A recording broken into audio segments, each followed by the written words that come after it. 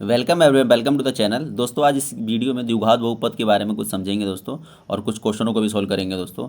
उससे पहले अगर चैनल पे नए हैं तो चैनल को सब्सक्राइब करिए दोस्तों। और चलिए सेशन को स्टार्ट करते हैं।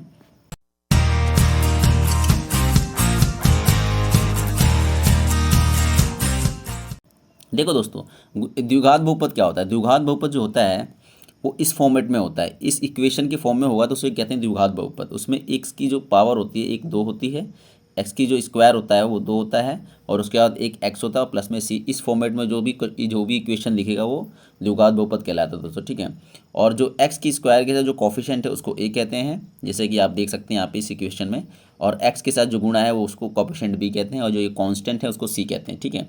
तो इस फॉर्म में होता है, और इसको निकालने की दो विधियां हैं दोस्तों। एक तो देखो डायरेक्ट फार्मूला से निकाल सकते हैं हम, ये फार्मूला है, ठीक है। और इसके जो रूट्स होते हैं उसको अल्फ़ा और बीटा से डिनोट किया जाता है, जैसे लिख रखा है। बस इसी फॉर्मूले को खोल दिया गया दोस्तों, ये प्लस की फॉर्म में माइनस की फॉर्म में, ठीक है दोस्तों। और alpha beta A B C के साथ क्या रिलेशन बनाते हैं मैं यहाँ लिख देता हूँ। अल्फ़ा को अगर बीटा से प्लस करेंगे ना दोस्तों तो माइनस बी बटे में ए, यानी ए बी क्या था, ये इस समीकरण का क्या था, इस इक्वेशन का, इस इक्वेशन के क्या है दोस्तों, कॉफिशिएंट है। और अल्फ़ा और बीटा को हम गुणा कर देंगे तो सी बटे में ए आएगा दोस्तों, ठीक है। तो ये तो रह गई हमारी रूट्स, और इसके इक्वेशन के कॉफिशिएंट के साथ जो रिलेशन होता है ये होता है, ठीक है दोस्तों। अगर पेपर में जैसे कि द्विघात बहुपद का नेचर पूछ लेता तो मैं इसको मिटा देता हूँ दोस्तों। देखिए, अगर इसका नेचर पूछता है तो नेचर जो होता है डी पे डिपेंड करता है। डी जो होता है जिसे डिस्क्रिमिनार कहते हैं दोस्तों। डी की जो वैल्यू होती है, डी का फॉर्मूला लिख देता हूँ पहले। ये होता है हमारा, एक मिनट, ये नहीं होता, ये होता है बी की स्क्वायर माइनस में 4ac, ये होता है दोस्तों, ठीक है। जो कि देखो आप देख सकते हैं ये वाला इसके अंदर अंडर रूट के अंदर होता है ये डी, ठीक है, ये वाला, ठीक है। इसी को खोल दिया, ये तीनों एक ही फॉर्मूले हैं दोस्तों, बस प्लस माइनस में से निकाल दिया, ठीक है। तो ये डी का जो फॉर्मूला होता है ये होता है, ठीक है। अब देखो, अगर डी की जो वैल्यू है ना बराबर होगी जीरो की, तो इसके जो रूट्स होंगे, इसके जो शून्यांक होंगे वो दो तो होंगे लेकिन दोनों सेम होंगे, ठीक है दोस्तों। दो होंगे और सेम होंगे, और वो दोनों सेम होने की वजह से ना उनको एक काउंट किया जाता है। उसका हल, इसका मतलब इसका हल जो होगा, हल कितना होगा, एक होगा हल, दिख, ठीक है दोस्तों। और फिर इसके बाद अगर डी की जो वैल्यू है अगर ग्रेटर देन जीरो है, ग्रेटर देन जीरो है, तो इसके दो हल होंगे, यानी दो रूट्स निकलेंगे लेकिन वो अलग अलग निकलेंगे, ठीक है दोस्तों। दो हल निकलेंगे लेकिन अलग अलग निकलेंगे, ठीक है। अब देखिए, तो इसके हलों की संख्या कितनी हो जाएगी दोस्तों, दो, ठीक। और एक होगा डी की वैल्यू अगर लेस देन जीरो होगा तो इसकी हलों की संख्या जो होगी दोस्तों जीरो होगी। और ये जो होगा हमारा, इसके शून्यांक भी निकलेंगे, इसके भी निकलेंगे। इसके रूट्स तो दो होंगे लेकिन जो वो निकलेंगे वो इमेजिनरी होंगे, यानी कि जैसे कि ये देखिए, ये वाला जो है पहले में जो निकलेगा वो रियल निकलेगा, यानी वास्तविक संख्या है। वास्तविक संख्या जैसे कि 1 2 3 4 5 6, ये वास्तविक संख्या निकलेंगी। इन दोनों में वास्तविक संख्या निकलेंगी, और इस वाले में क्या निकलेंगे, अवास्तविक संख्या, यानी कि इमेजिनरी नंबर, ठीक है। जैसे कि मान के चलिए, देखो मैं बताता हूँ आपको क्या मतलब इसका। देखिए, जैसे कि ये क्वेश्चन है ये वाला, देखिए ये वाला, अगर अगर इस अंडर रूट के अंदर माइनस की चीज़ होगी, अंडर रूट के अंदर माइनस की चीज़ें होंगी ना, कोई भी चीज़, तो वो क्या निकलता है दोस्तों, वो अवास्तविक संख्या निकल जाती है। तो अगर देखो डी कौन सा है, यही तो है वैल्यू, इसी की वैल्यू को तो डी कहा जा रहा है यहाँ पे, देखिए इसी की वैल्यू को डी कहा जा रहा है। अगर डी की वैल्यू -1 से नीचे होगी तो क्या होगा, वो अवास्तविक हो जाएगा, यानी कि इमेजिनरी नंबर हो जाएगा। तो उस केस में जब डी की वैल्यू लेस देन जीरो होगी, ये तीन कंडीशंस होती है, इसी से पूछता है नेचर उसका हल है या नहीं है। तो अगर डी की वैल्यू जीरो से कम होगी, उसके हल कितने होंगे दोस्तों, हल उसके एक कोई हल नहीं होगी, मतलब जीरो हल होगा। और इसके जो संख्याएं निकलेंगी वो क्या निकलेंगी, इमेजिनरी निकलेंगी, अवास्तविक निकलेंगी, ठीक है दोस्तों। पहले में वास्तविक, दूसरे में भी वास्तविक, और तीसरे में अवास्तविक, ठीक है दोस्तों। आई होप आपको समझ आएगा। चलिए क्वेश्चन चेक करते हैं तो और ज़्यादा समझ आएगा दोस्तों, ठीक है। इस क्वेश्चन को करेंगे दोस्तों। देखो क्या कह रहा है, समीकरण 2x² माइनस में 3x प्लस में 5 इक्वल टू 0 में मूलों का योग क्या होगा। मूलों को हम कैसे यूनिट करते हैं दोस्तों, अल्फा प्लस बीटा से, ठीक है। अल्फा और बीटा से यूनिट करते हैं, योग पूछा है, इसका मतलब अल्फा प्लस में बीटा की वैल्यू पूछा है, इसी को निकालना। तो इसका रिलेशन हमने क्या पढ़ा था दोस्तों, अल्फा प्लस में बीटा, और इसके जो कॉफिशिएंट है उनके साथ क्या पता, देखो ये वाला ए होता है, ये बी होता है, ये सी होता है। लेकिन दोस्तों मैं बता दूँ, ये जो होता है ना ये पूरा होता है, यहाँ पे बी की जो वैल्यू होती है, यहाँ की बी की वैल्यू -3 होगी, ठीक है। और सी की वैल्यू की पूरी +5 होगी, ठीक है। और ए की वैल्यू 2 होगी प्लस की, क्योंकि कुछ नहीं लिखा तो प्लस ही मानते हैं, समझ रहे हो दोस्तों, ये होता है। तो इसके बीच क्या रिलेशन होता है, तो माइनस में बी बटे में ए, ये फॉर्मूला याद कर रखा था हमने, ये रिलेशन होता है। तो बस इसी की तो वैल्यू पूछा है इस क्वेश्चन में, बस माइनस बी की वैल्यू कितनी है, माइनस बी की वैल्यू माइनस तो रहेगा, और बी की जगह क्या है -3 है, मैंने इसलिए बताया था वो ये वाला, इसलिए बताया था ताकि आपको कन्फ्यूजन ना हो। और ए की वैल्यू क्या है, 2 है। तो ठीक है दोस्तों, अब इसको सॉल्व करेंगे, माइनस को माइनस से गुणा करेंगे तो प्लस हो जाएगा 3/2, यानी कि अल्फा प्लस में बीटा की वैल्यू कितनी आ गई दोस्तों, 3/2। Option number 2 our correct answer. ठीक है दोस्तों, चलिए नेक्स्ट क्वेश्चन में चलते हैं दोस्तों। इस क्वेश्चन को बनाएंगे दोस्तों, समीकरण 5x² माइनस में 3x प्लस में 8 इजकल टू 0, मूलों का गुणनफल क्या है। देखिए दोस्तों, मूलों का गुणनफल यानी कि अल्फा मल्टीपल बीटा की वैल्यू पूछा है दोस्तों। ठीक है, देखिए तो क्या रिलेशन हमने पढ़ा था, अल्फा मल्टीपल बीटा क्या होता है, सी बटे में ए। सी कौन सा होता है दोस्तों, ये सी होता है, ये ए होता है। बस कर दीजिए, सी की जगह क्या है 8 है और ए की जगह 5 है, यानी अल्फा मल्टीपल बीटा की वैल्यू कितनी होगी दोस्तों, 8/5, ऑप्शन नंबर बी। ठीक है दोस्तों, इस तरीके के क्वेश्चन आ रहे हैं दोस्तों पेपर में, आए वो आपको समझ आएगा दोस्तों। चलिए नेक्स्ट क्वेश्चन पे चलते हैं। इस क्वेश्चन को देखो दोस्तों, समीकरण 7x² माइनस में 2x प्लस में 6 का मूल्य अल्फा प्लस में बीटा है तो इसका मान निकालिए। इसको दो तरीके से कर सकते हैं, या तो आप इसके शून्यांक निकाल लें यानी रूट्स निकाल लीजिए, फिर उसके बाद 1/x के सोल्व कर दीजिए। अदरवाइज आप इसको पहले सोल्व कर लीजिए। इसको सोल्व करेंगे, देखिए अल्फा प्लस में बीटा को सोल्व करेंगे तो अल्फा बीटा आएगा और ऊपर बीटा प्लस में अल्फा आ जाएगा दोस्तों। ठीक है, इसको सोल्व किया ना हमने, इसको बस अल्फा प्लस बीटा क्या होता है हमारा, माइनस बी बटे में ही होता है। ठीक है, और अल्फा मल्टीपल बीटा का होता है सी बटे में ही होता है ना दोस्तों। देखो ए से कैंसिल हो जाएगा तो और क्या बचेगा, माइनस बी बटे में सी बचेगा, यही बचेगा ना। बस ये निकाल दीजिए, माइनस बी कितना है, माइनस माइनस प्लस जाएगा, नहीं 2 बटे में, और सी की वैल्यू 6 है, काटेंगे तो कितना जाएगा दोस्तों, 1/3। ठीक है दोस्तों, तो इसका आंसर कितना जाएगा, 1/3। आई होप आपको समझ आया होगा दोस्तों। चलिए नेक्स्ट क्वेश्चन पे चलते हैं दोस्तों। ये रहा दोस्तों, इस क्वेश्चन को बनाएंगे। देखो क्या कह रहा है, समीकरण x² माइनस में 3x प्लस में 2 के मूल्य अल्फा प्लस में बीटा है तो इसकी वैल्यू निकालनी है। ठीक है दोस्तों, अल्फा और बीटा इसकी वैल्यू। देखो सबसे पहले इसकी हमें शून्यांक यानी कि रूट्स निकाल लेंगे। रूट्स क्या होंगे दोस्तों, देखिए इसके गुणनखंड मेथड से, यानी कि एक मल्टीपल 2 के गुणनखंड यानी कि क्या क्या हो जाएंगे, हम इसको यूँ लिख सकते हैं। देखिए दोस्तों 1 और 2 हो जाएंगे, प्लस करके आएगा तो x² माइनस में 2x माइनस में x प्लस में 2, यही होगा दोस्तों। इसको जब हमने इसको और यहाँ पे जो कोफिशिएंट उसको गुणा करके, जैसे कि 1 को गुणा करेंगे 2 से तो 2 आएगा। अब 2 के सारे गुणनखंड, 2 के गुणनखंड क्या क्या हो सकते हैं, 1 और 2, मतलब इन दोनों से ना गुणा करके 2 आना चाहिए और प्लस माइनस करके या बीच वाला आना चाहिए।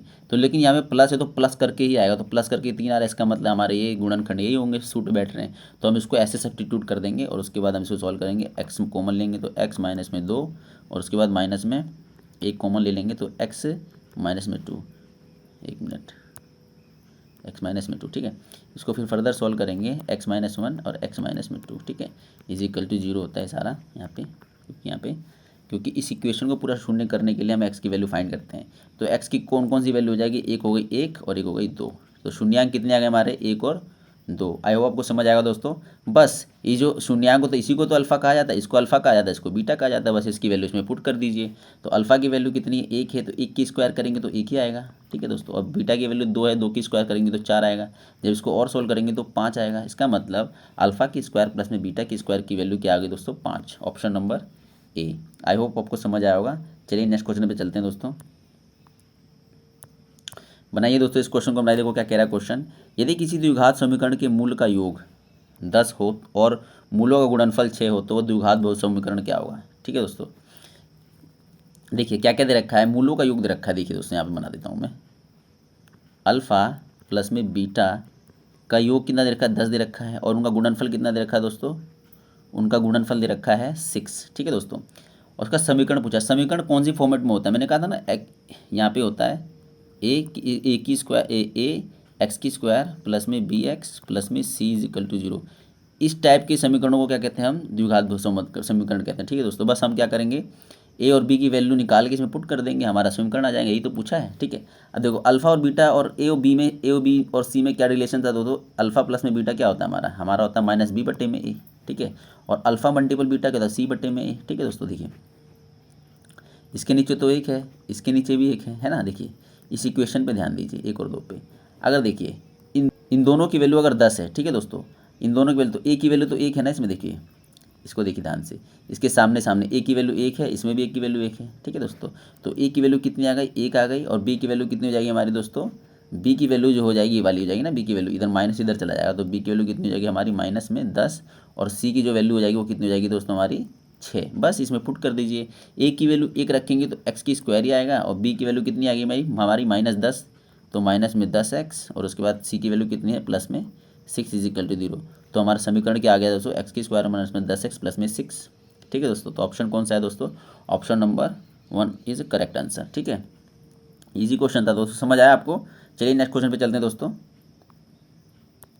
इस समीकरण को बनाएंगे दोस्तों, देखो देखो RRB group D 26/9/2000 shift third में आया हुआ था। ठीक है दोस्तों, अब देखो क्या कह रहा है, यदि यदि एक्स की स्क्वायर प्लस में 1.5 के एक्स प्लस में 4.5 के इजकल टू 0 में अपवर्तक मूल निहित है। अपवर्तक मूल का मतलब होता है रिपीटेशन यानी कि डबल, जैसे मैंने अभी बताया इसका बेसिक में। देखिए अपवर्तक का मूल होता है जैसे कि जब डी की जो वैल्यू होती है ना दोस्तों, डी की वैल्यू अगर 0 के बराबर होगी तो उसके जो मूल होते हैं वो रिपीट मतलब इसके सेम होंगे यानी अपवर्तक होंगे यानी कि रिपीटेड होंगे। ठीक है, तो वही पूछा है, तो के का संतोषजनक मान कौन सा होगा। ठीक है दोस्तों, देखिए इसके अंदर क्या होता है, जो डी होता है डिस्क्रिमिनार जिसे कहते हैं दोस्तों, इसकी फॉर्मूला क्या होता है, इसका फॉर्मूला ये तो होता है बी की स्क्वायर माइनस में 4ac।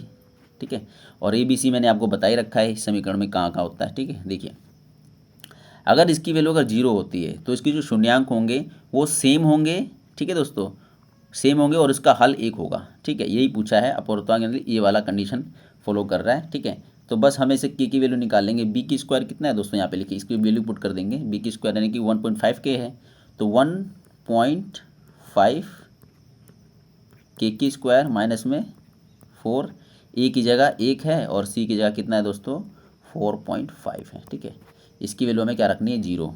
ठीक है दोस्तों, ये 0 रखनी है, इसकी वैल्यू इधर रखो चाहे उधर रखो। ठीक है, अब 15 की करेंगे स्क्वायर कितना जाएगा दोस्तों 25, 2.5 के की स्क्वायर आ जाएगा दोस्तों। और इसके बाद इसको हम सॉल्व करेंगे तो कितना आ जाएगा दोस्तों, 5 चौकी 20 का 0 हासिल लगा दो, 4 चौके 16 17 18 और 10 लगा तो 18।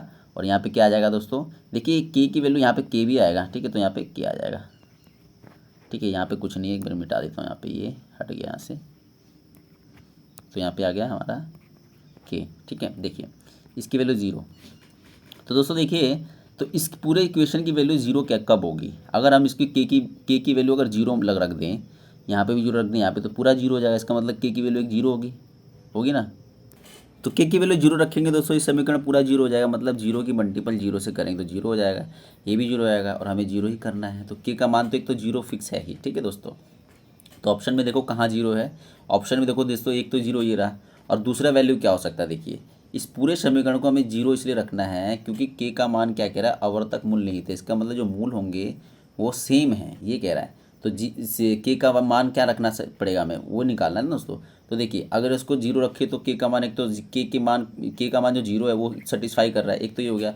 दूसरा मान क्या हो सकता है, देखिए दोस्तों जैसे हम किसी भी सिंप्लीफिकेशन को सॉल्व करते हैं, देखिए इसको मैं थोड़ा सा मैं ये करता हूँ। देखिए जैसे कि ये वाला है, जैसे कि अगर मैं इसको ले जाऊँ बराबर के इधर ले गया हूँ तो हम इसको यूँ लिख सकते हैं, ये वाला जो चीज़ है इधर आ जाएगा, ये वाला 18 उधर चला जाएगा तो प्लस में हो जाएगा ना ये दोस्तों, प्लस में दिल लिख देता हूँ दोस्तों, ये प्लस में हो जाएगा हमारा 18 के। ठीक है दोस्तों, अब देखिए एक के से के की स्क्वायर कट जाएगा दोस्तों, तो के की वैल्यू क्या आ जाएगी दोस्तों, इसको हम ये 225 है, इसको इधर लिख देंगे 225। ठीक है, और दशमलव दोनों हटाने के लिए दोनों ऊपर गुणा कर देता हूँ 2 से। ठीक है दोस्तों, तो के की वैल्यू क्या आ जाएगी, इसको हमने इधर लिख दिया, तो बस इसको सॉल्व कर दीजिए।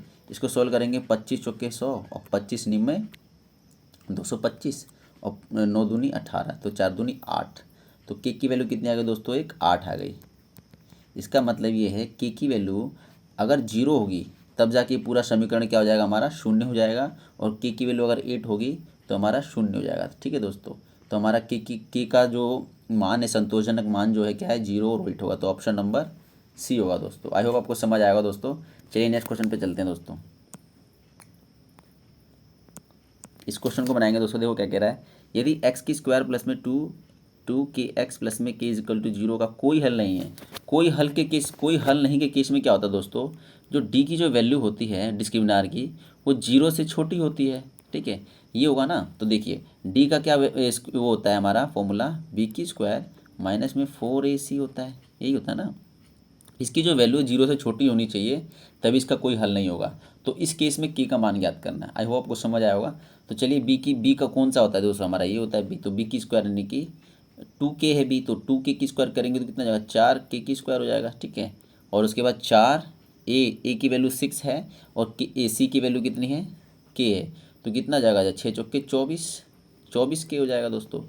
ठीक है 0। ठीक, अब देखिए अब हमें इसकी वैल्यू ऐसी ऐसी माननी है, यहाँ पे ऐसा लिखना है कि उसकी जो वैल्यू आएगी लेस देन जीरो, यानी जीरो से छोटा आनी चाहिए। ठीक है दोस्तों, तो उस केस में इसको मैं करता हूँ, देखिए इसको तो पहले यहाँ पे देखिए, जैसे कि मान के चलिए हम इसमें जीरो पुट करते हैं। अगर जीरो पुट करेंगे यहाँ पे के की जगह, सपोज करिए जीरो पुट करते हैं, अगर जीरो पुट करेंगे तो ये भी जीरो हो जाएगा, ये भी जीरो हो जाएगा। तो मतलब ये देखो, लेकिन जीरो से जीरो बराबर हो जाएगा ना, हमें जीरो से छोटी लेनी है। सपोज करिए -1 लेके देखते हैं, इसको मैं थोड़ा सा रफ करता हूँ। सपोज करिए कि के की वैल्यू जीरो पे तो सेटिस्फाई नहीं हो रहा ना, ये जीरो पे तो सेटिस्फाई नहीं हो रहा। अब -1 लिख रख के देखते हैं दोस्तों, ठीक है।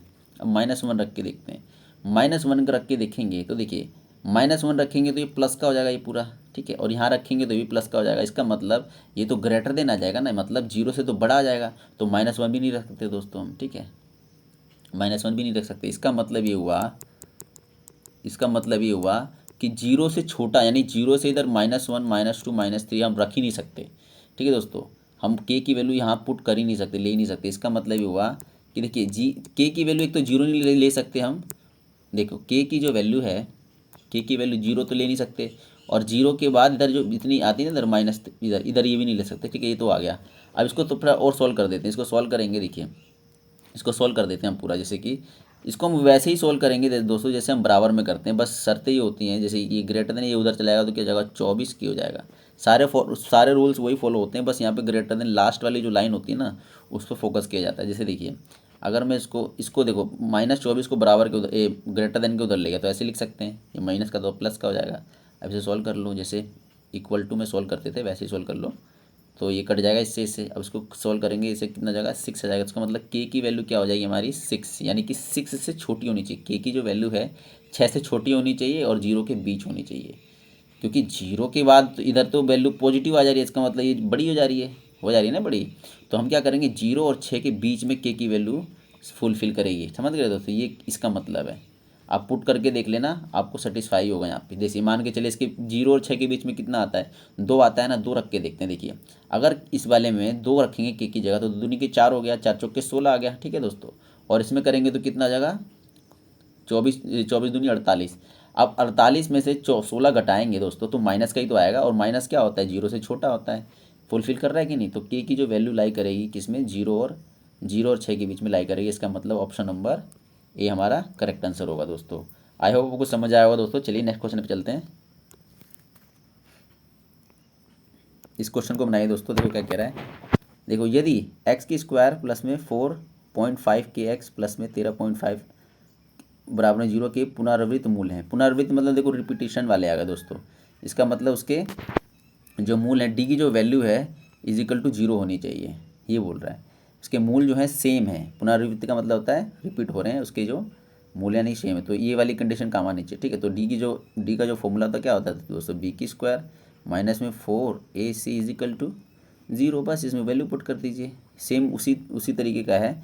और देखो पेपर में आया हुआ है ये, बी की स्क्वायर, बी कितना है 4.5 के, 4.5 के जो है इसका स्क्वायर करेंगे कितना हो जाएगा, तो 45 का स्क्वायर कितना हो जाएगा 55 और 5 चौक के 20, 20 25 होगा। और दशमलव कहाँ लगाएंगे हम यहाँ पे, ठीक है, सेंटर बीच में, ठीक है दोस्तों। अब देखिए 1 मिनट रुकिए इसको मैं, ठीक है। तो ये हो गया बी, और ये के की स्क्वायर भी तो है, ये के की स्क्वायर भी हो जाएगा, ठीक है। और माइनस में 4 ए सी, ए की वैल्यू कितनी है 1 है, सी की वैल्यू 13.5 है, 13.5 है, 13.5 के है ना दोस्तों। तो 4 से मल्टीपल कर देंगे, 13.5 के को 4 से मल्टीपल करेंगे, 5 चौक 20 का 0 हासिल 2 4 3 12 13 14 14 और 1 4 और 1 5, यानी कि 54 हो गया दोस्तों, 54 के, ठीक है। यहाँ पे मैं 54 के लिख देता हूँ, 54 के इजिकल टू में 0, ठीक है दोस्तों। अब देखिए अगर के की वैल्यू मैं 0 लिखता हूँ, के की वैल्यू देखो 0 पुट करता हूँ इसमें, अगर के की वैल्यू 0 तो ये पूरा, ये भी 0 हो जाएगा, ये भी 0 और ये भी बराबर में 0। इसका मतलब के की वैल्यू सेटिस्फाई कर रहा है इस क्वेश्चन पे, समझ गए। तो एक तो वैल्यू ये आ गई हमारी, तो यानी कि के की वैल्यू 0, यानी कि ऑप्शन नंबर इसको लगाओ और आगे बढ़ो।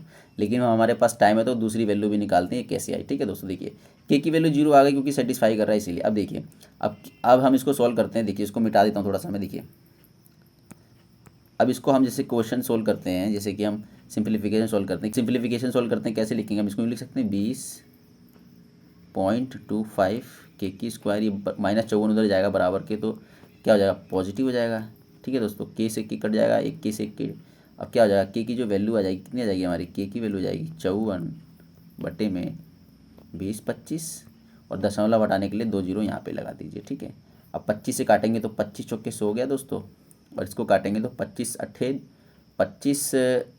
200, 25 अट्ठे 200 हो गया दोस्तों। और उसके बाद ये 2 बचेगा, फिर 5 यानी 25 से कम 25 यानी 81 आ गया। ठीक है, तो फिर इसको हम सॉल्व करेंगे और कितना हो जाएगा हमारा ये 3 से काटते हैं, 3 दूनी 6, 3 दूनी 6 हो गया, और 3 7 21, और ये 3 से काटेंगे, 3 एकम 3 और 3 7 21, 3 8 24 18। फिर कट रहा है क्या, कट रहा है। जो यहाँ पे पहले 100 लिख देता हूँ मैं, जो बचा 18 बचा, ऊपर 4 बचा, और ये 27 बचा। ठीक है दोस्तों, अब इसको देखिए 9 से काटेंगे तो 9 दूनी 18 और 9 तिया 27। अब कट रहा है क्या, हम नहीं कट रहा, तो 4 दूनी 8 बटे में 3, तो के की दूसरा जो वैल्यू आएगा 8 बटे 3 आएगा, जैसा कि ये रहा दोस्तों option number D. I hope आपको समझ आएगा। तो दोस्तों चलिए नेक्स्ट क्वेश्चन में चलते हैं। तो दोस्तों इस वीडियो सेशन में सारे क्वेश्चन हो गए दोस्तों। तो वीडियो पसंद आया तो वीडियो को लाइक करना, और चैनल पर नए हो तो चैनल को सब्सक्राइब जरूर करना दोस्तों। मिलते हैं ऐसी किसी नेक्स्ट वीडियो में, तब तक के लिए जय हिंद दोस्तों।